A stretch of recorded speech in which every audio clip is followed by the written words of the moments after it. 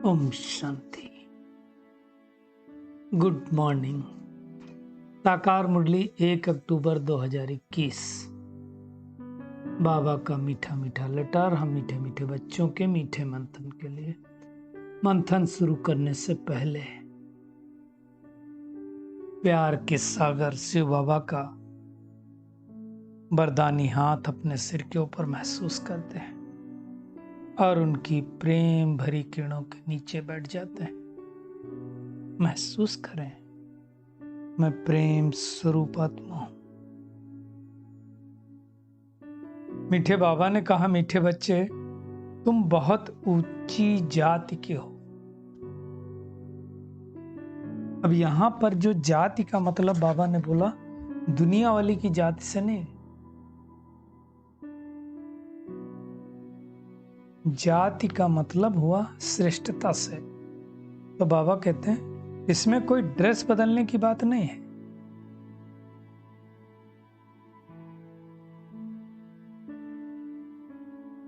तुम्हें ब्राह्मण से देवता बनना है, इसलिए गंदी बिकारी आदतों को मिटा देना है। जिनके अंदर गंदी आदतें हों, बुराइयां हों, उनको नीची जाति का कहेंगे।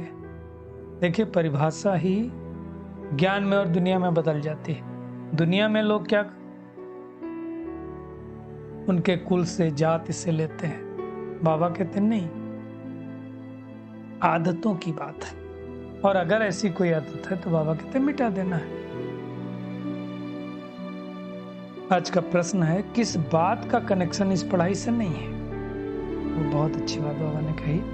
ड्रेस आदि का कोई कनेक्शन इस पढ़ाई से नहीं है। इसमें कोई ड्रेस बदलने की बात ही नहीं है। बाबा तो आत्माओं को पढ़ाते हैं ना। आत्मा जानती है पुराना पतित शरीर है।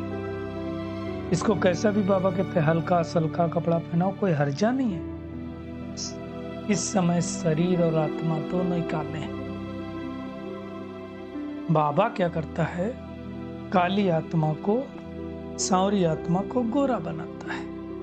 बाबा भगवान को इस शरीर को पढ़ाने नहीं आता है। इसलिए यहाँ ऊंच नीच, अमीर गरीब, हिंदू मुस्लिम सिख ईसाई सब पढ़ते हैं। कोई बाकी नहीं जो ना पढ़ता हो। ये सब बातें रूहानी बाप रूहानी बच्चों को बैठ करके समझाते हैं। और कहाँ समझाते हैं? रूहानी पाठशाला में समझाते हैं। मतलब आत्माओं की पाठशाला हो गई ना। ये कोई शरीर की पढ़ाई की बात नहीं है। यहाँ भगवान आत्माओं को पढ़ाता है। क्या पढ़ाई पढ़ाता है? नर से नारायण बनने की, नारी से लक्ष्मी बनने की, देवी देवता बनने की। ये तो सबको मालूम है कि देवी देवता डबल सिर ताज थे। लाइट का ताज और रतन जड़ी दोनों ताज थे। पहले पहले लाइट का ताज होता है। इस पुरुषोत्तम संगम युग पर जब परमात्मा आता है तो जो आत्माएं परमात्मा को याद करके उनकी श्रीमत पर चल करके पवित्र बनती हैं, उनको लाइट का ताज मिलता जाता है। इसलिए बाबा कहते हैं पहले लाइट का ताज, और फिर जब सतयुग में जाते हैं तो रतन जड़ित ताज मिलता है।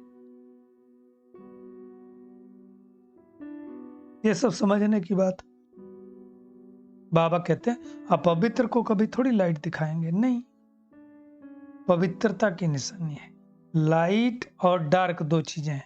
ब्रह्मा का दिन लाइट और ब्रह्मा की रात डार्क। डार्क मतलब अंधेरा। तो अभी तो कलयुग रूपी अंधेरा है।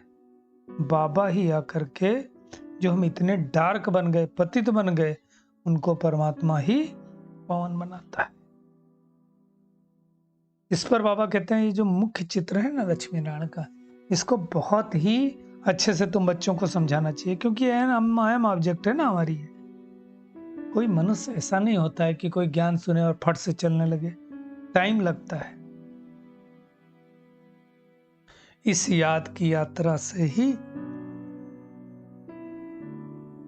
तमो प्रधान से हम सतो प्रधान बनेंगे, फिर मुक्ति जीवन मुक्ति में चले जाएंगे।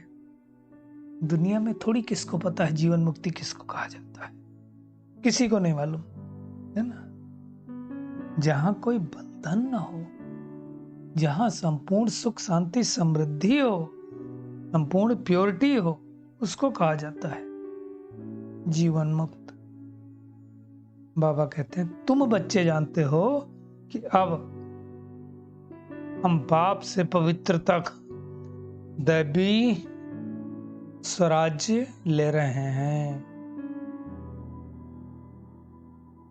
भगवान से हमको ये दैवी स्वराज्य मिल रहा है। अब देखो भारत में ही सब डबल ताज वालों की पूजा करते हैं, चाहे श्री कृष्ण की करें, चाहे राम सीता की करें, लक्ष्मी नारायण की करें, परंतु करते तो डबल ताज वालों की पूजा है। तो लाइट है पवित्रता की निशानी। बाकी बाबा देखो कितनी ज्ञान युक्त बातें समझाते हैं। बाकी ऐसा नहीं होता कि कोई तख्त पर बैठे और उससे लाइट निकलती रहे, ऐसा नहीं है। पवित्रता की निशानी है ना। बाबा कहते तुम्हारे में भी कोई तो पूरा पवित्र रहते हैं और कोई सेमी पवित्र रहते हैं। सेमी पवित्र किसको कहेंगे? जिनके अंदर पवित्रता का धारण तो कर लिया लेकिन संकल्प चलते रहते हैं अपवित्रता के। माया के तूफान बहुत आते हैं, उसको सेमी पवित्र कहेंगे। पवित्र माना मनसा वाचा कर्मणा, संपूर्ण पवित्र उसको कहेंगे। बाबा कहते हैं तुम बच्चों को भूलना नहीं चाहिए, हम ऊंच बाप के ऊंच बच्चे हैं। तो फिर रॉयल्टी कितनी होनी चाहिए? कोई हमारे अंदर छीछी आदत नहीं होनी चाहिए। बाबा एग्जाम्पल भी देते, कोई मेहतर हो, MP MLA बन जाए, पोजीशन पा ले तो फिर वो टिप टाप हो जाता है, मतलब अपनी वो वाली आदतें छोड़ देता है। हमको तो देवी देवता जैसा बनना है, तो वो आदतें अभी से धारण करनी है। बाबा कहते हैं फिर वो ड्रेस भी ऐसे पहनते हैं। तुम तो पतित से पावन बनने के लिए पढ़ाई पढ़ रहे हो, जैसे दुनिया वाले बैरिस्टर डॉक्टर बनने के लिए पढ़ते हैं ना। अब हमें बाबा कहते हैं देवी देवता भविष्य बनना है, तो अभी से शूद्र बनने की आदतें सब मिटा देनी है ना। फखुर रहना चाहिए कि हमको तो ऊंच पद मिलने वाला है, बेहद का भगवान हमको बढ़ाते हैं, तो फिर पतित छीछी कर्म हम नहीं कर सकते। राजयोग सिखा रहे हैं भगवान हमको। पढ़ाई बगैर दुनिया में तो कोई ऊंच पद पा नहीं सकता है, तो ये भी पढ़ाई, इसके बगैर भी हम ऊंच पद नहीं पा सकते हैं। बाबा कहते हैं बाबा ही हमको नर से नारायण बनाते हैं। उसके लिए बाबा ने कहा सीढ़ी का चित्र बड़ा अच्छा है।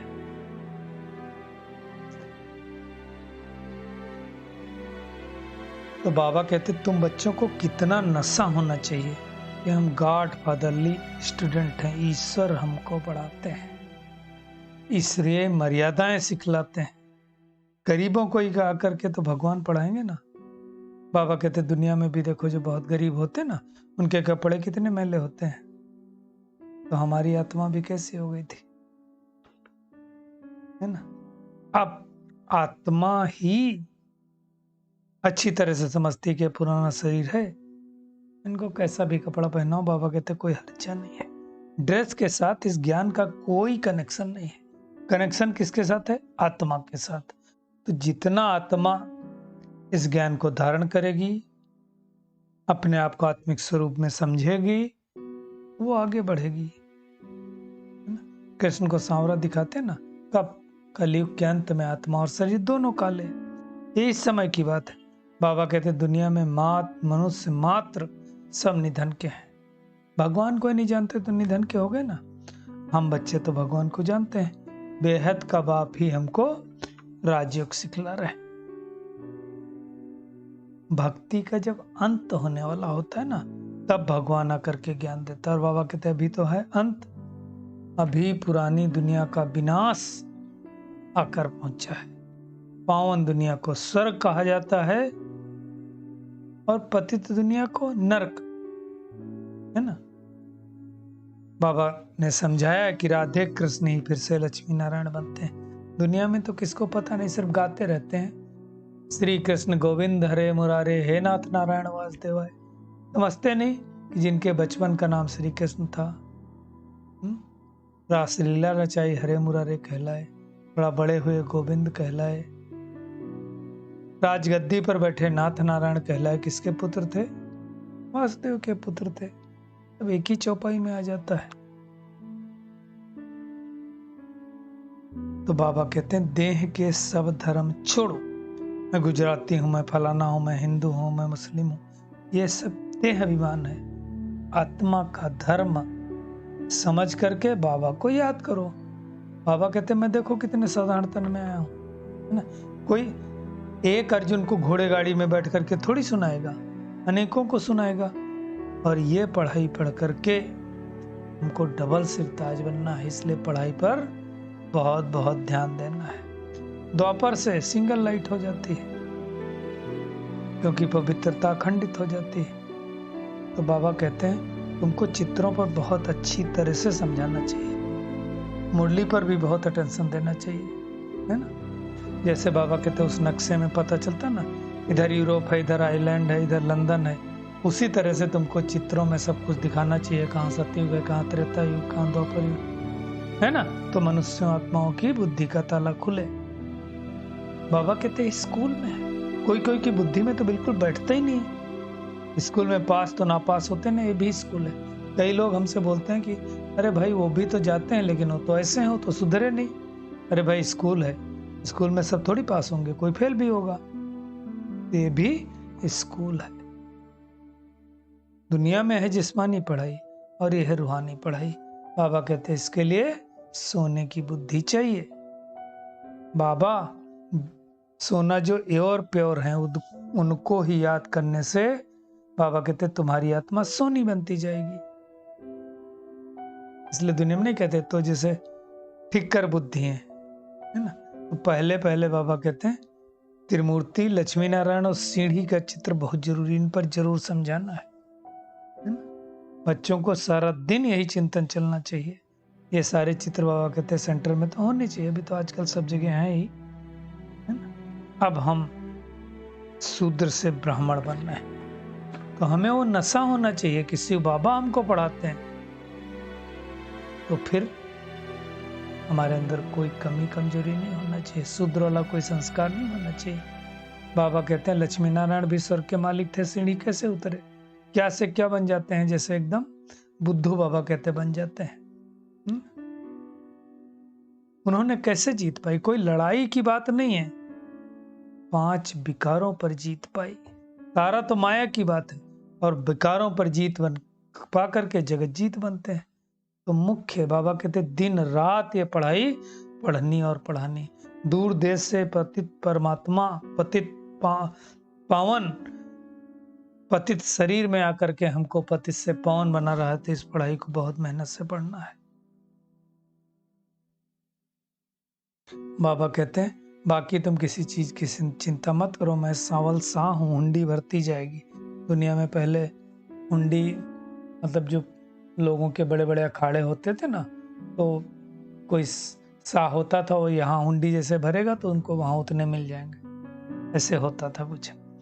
तो बाबा कहते हैं तुमको राजयोग सीखना है और दूसरों को सिखाना है।